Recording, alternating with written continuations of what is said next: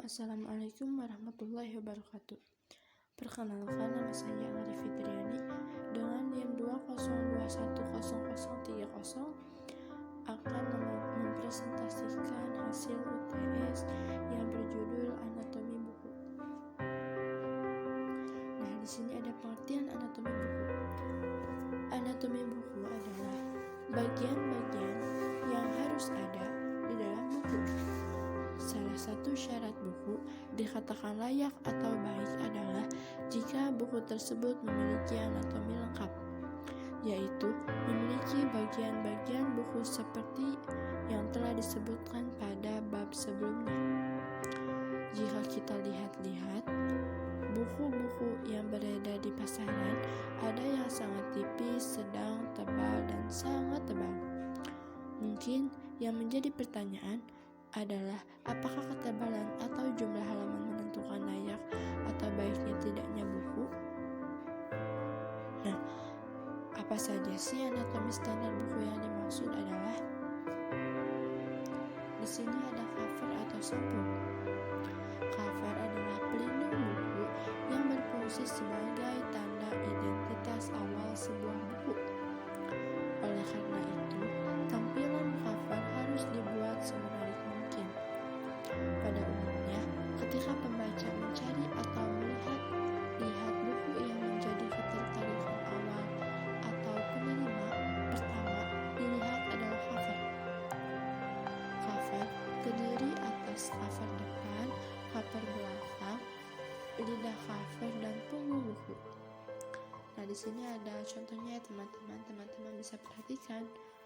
Cover depan berisi judul buku, nama penulis, logo, dan nama penerbit. Cover belakang berisi judul buku, sinopsis, biografi penulis, ISBN beserta barcode, kategori buku, dan alamat penerbit sekaligus logonya. Ada punggung buku. Tidak semua buku memiliki punggung buku. Buku yang memiliki ketebalan tertentu biasanya minimal 100 halaman baru memiliki punggung buku. Punggung buku berisi nama penulis, nama penerbit, dan logo penerbit. Di sini ada lidah cover. Dibuat untuk kepentingan estetika, terbitan, atau juga menunjukkan keeksklusifan dan sesuatu yang berbeda dari buku. Nah, selanjutnya, anatomi buku terdiri atas 3 bagian inti. Yang pertama adalah halaman atau pendahuluan yang berisi halaman Prancis, halaman judul utama, halaman hak cipta, halaman persembahan, halaman sambutan, halaman prakata, daftar isi, dan halaman pendahuluan. Yang B ada halaman isi buku. Ada judul bab, judul subbab, ada penomoran bab, paragraf, perincian, kutipan, ilustrasi, penomoran teks, tabel, dan grafik. Yang C halaman pengundah. Ada catatan penutup, daftar istilah, lampiran, indeks, glosarium, daftar pustaka, biografi penulis. Yang pertama adalah bagian pendahuluan. Ada yang disebut halaman Prancis. Halaman Prancis, tidak semua buku memiliki halaman Prancis.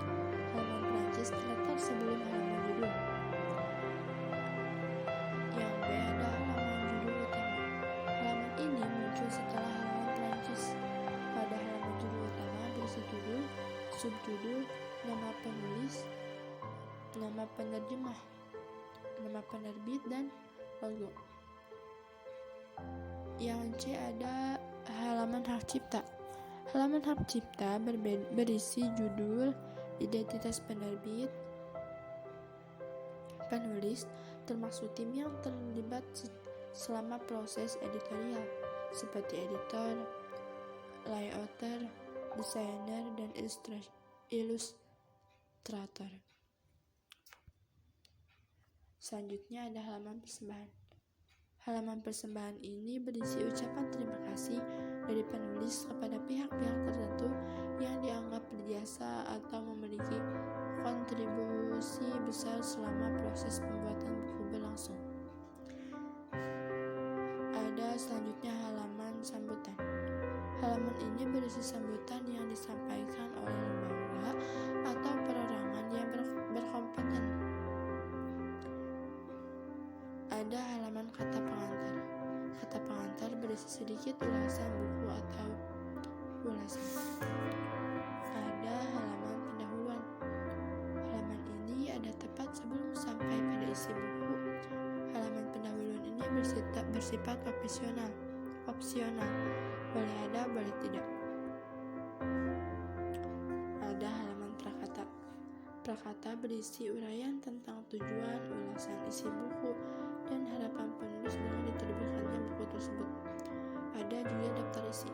Tujuan dibuatnya daftar isi adalah untuk memudahkan pembaca mencari halaman isi yang berkaitan dengan tema tertentu dan materi buku. Ada penampalan bab. Gaya atau sistematika penampalan bab pada buku berbeda-beda. Yang terakhir ada catatan kaki. Catatan kaki adalah keterangan tulisan. Catatan kaki ini biasanya ditulis di baris paling bawah halaman sebelum judul. Yang selanjutnya bagian kedua adalah halaman isi buku. Setiap ada yang disebut judul bab dan judul subbab. Judul bab. Setiap judul bab pada sebuah buku mulai bab pertama sampai bab terakhir harus dibuat konsisten. Nah, ini yang ditanda panahin. Judul subbab dan subbab dibuat lebih kecil dari judul bab, tetapi lebih besar dari isi. Paragraf. Ada buku yang menggunakan paragraf menjorok, ada juga yang rata. Bahkan ada yang setiap paragraf pertama setelah judul dan subjudul tidak menjorok, tetapi paragraf kedua dan seterusnya menjorok. Penomoran teks. Penomoran teks pun sama dengan penomoran bab, harus konsisten dan sesuai dengan aturan penomoran teks. Perincian. Perincian banyak ditemukan pada soal-soal ujian. Perincian dapat berupa penjabaran, pilihan, dapat menggunakan nomor, bisa juga menggunakan angka. Kutipan. Cara menulis kutipan ada dua, yaitu bergantung pada rujukan yang digunakan, yaitu kutipan langsung dan tidak langsung. Ada tabel dan grafik.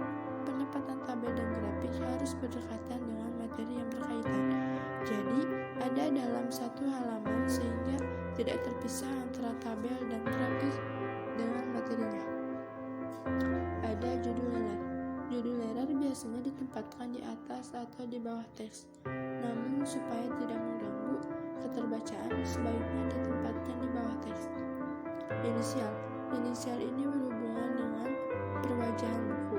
Inisial ini adalah huruf pertama pada awal paragraf setelah judul bab. Ilustrasi. Tujuan ilustrasi adalah selain untuk menambah keindahan sebuah buku, yang terpenting adalah untuk membantu menjelaskan materi melalui gambar. Nah, yang terakhir adalah halaman penutup. Yang A. Catatan penutup.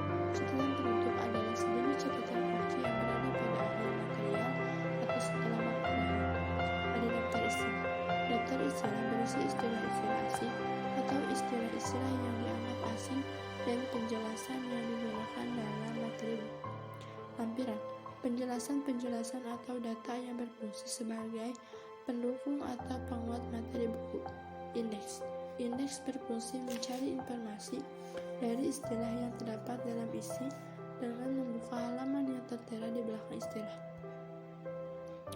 Glosarium. Glosarium adalah kamus dalam bentuk.